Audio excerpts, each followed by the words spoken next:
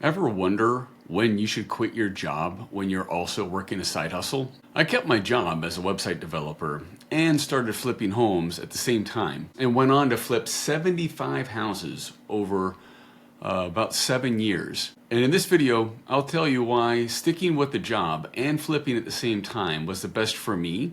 I'll also tell you when I made the switch from employee to employer. As a web developer, I had to work a 9-to-5 job. I had to drive into Washington, D.C. at the time. I lived in Northern Virginia, and the commute down Interstate 66 into Washington, D.C. was brutal. Sometimes taking an hour and a half each way for me to get to the office. And I felt like I was not contributing. I felt like I was a drone, kind of like a robot on an assembly line. This is really a struggle point for me in my life. I didn't feel like I was contributing to society. I didn't feel like I was using any of my skills or talents in any meaningful way.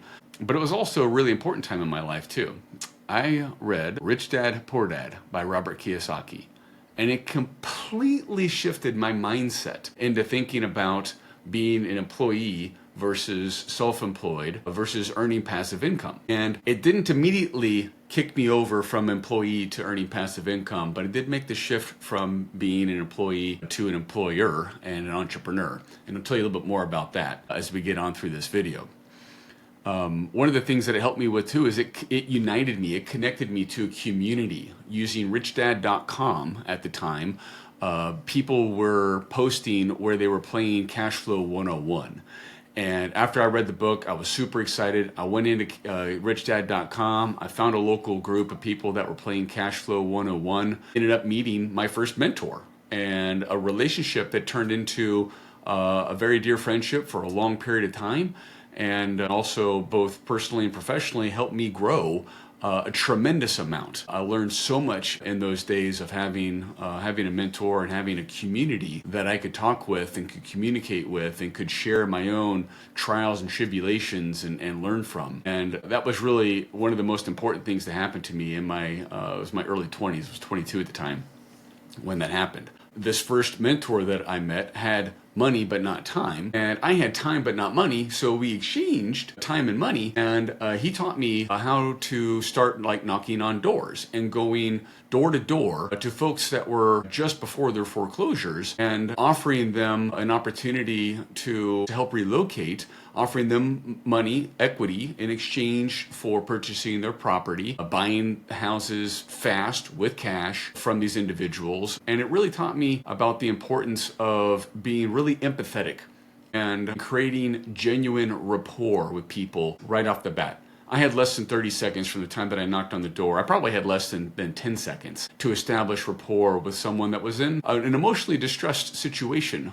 They were losing their American dream. They were losing their house. And oftentimes people in those situations, they place blame everywhere outside of themselves. They're looking to place blame at the bank, at their barber, at their family, whoever. And so I learned a lot about creating empathy and building rapport with people immediately, letting them work through their own emotional process, and in some cases allowing them and validating that emotional blame game at the bank, who, and I truly believe this then and still believe this now, banks don't look at us like we're names and we're genuine people. We're a loan number that owes them money. And that's the way that they were treating people and still treat people. I can say that having worked at banks as well. And it's just, you've got files and files of real estate notes that you're dealing with, the mortgages, and people who are just, they're not a name. It's not John Doe or William Guidman or Stephen Johnson. There are no names. You don't know anyone. There's no personality to it. They're just a loan number,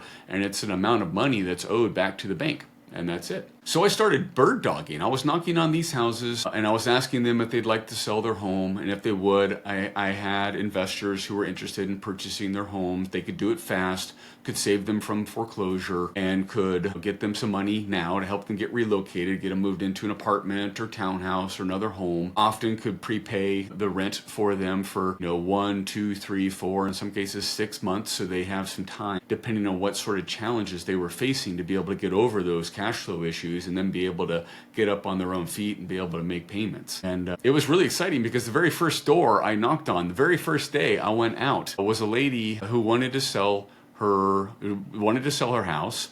She wanted to move, and I was able to connect her with my mentor, who was also the investor at the time, to purchase her home. As a quick side note, if you're a business owner and thinking about exiting your business, I'm a business broker now, and like how I used to flip homes, I actually flip businesses now as a broker. So if you're curious about selling your business, you can contact me in the link in the description below, or if you're curious about how I sold my first business in 2016, I wrote a book about it called Maximum Exit. I also have a link to that below.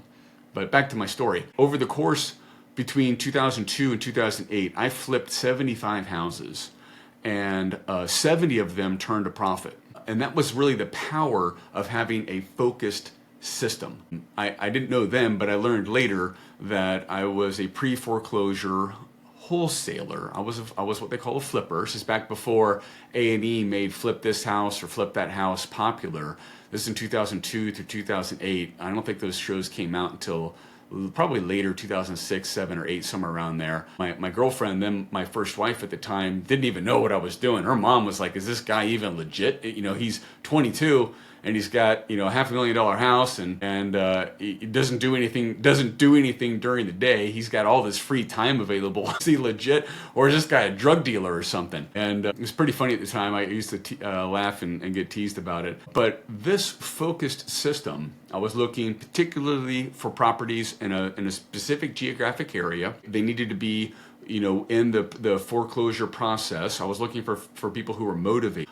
You know, they needed to have some sort of emotional motivation to make a decision quickly. I didn't have time and didn't really want to, you know, be involved in long-term negotiations. I wanted to offer them something quick, give them quick relief, and then move on. So staying specific in that niche, pre-foreclosures, that helped me refine my approach and learn like how I would approach people to offer them something that they needed and wanted.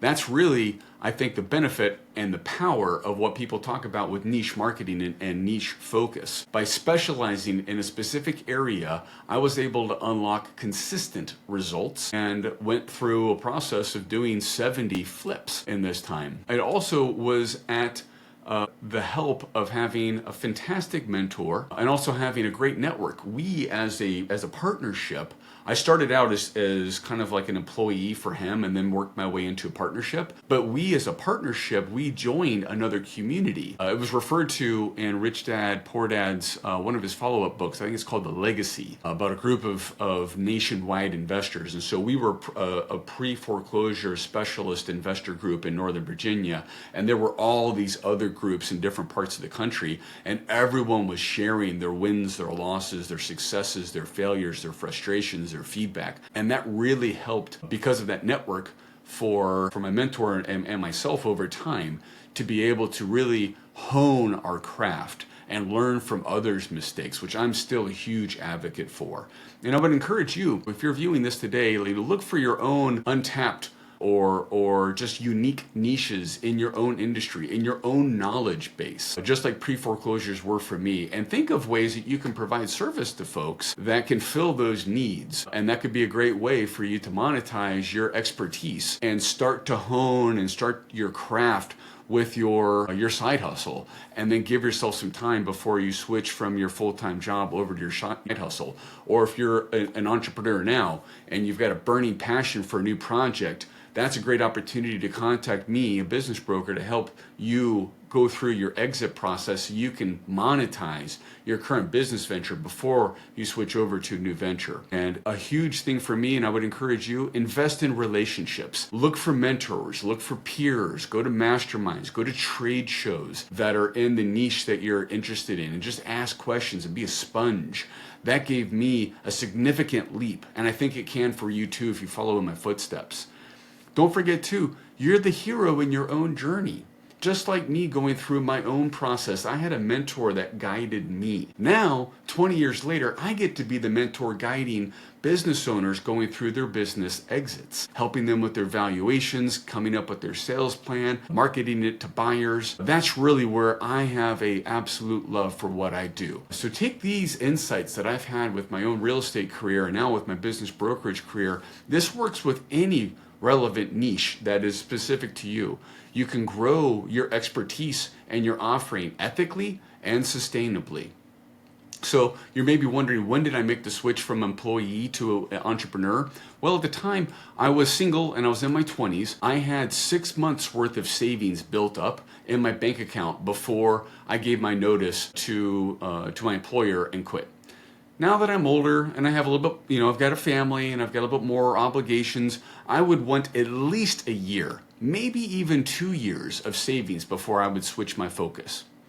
Thank you very much for following me. Subscribe to my channel, like my video, and if you want to leave a comment with what your biggest takeaway was, or what you're contemplating, what your side hustle is, and how you're trying to figure out how to get from where you are as either employee or a business owner onto your next passion, I'd love to hear your story as a comment below. And if you're curious about selling your business or how I sold my first business, you can click on the links below. You can contact me directly. And you can get a free copy of my book as well. Thank you, and I'll see you on the next one.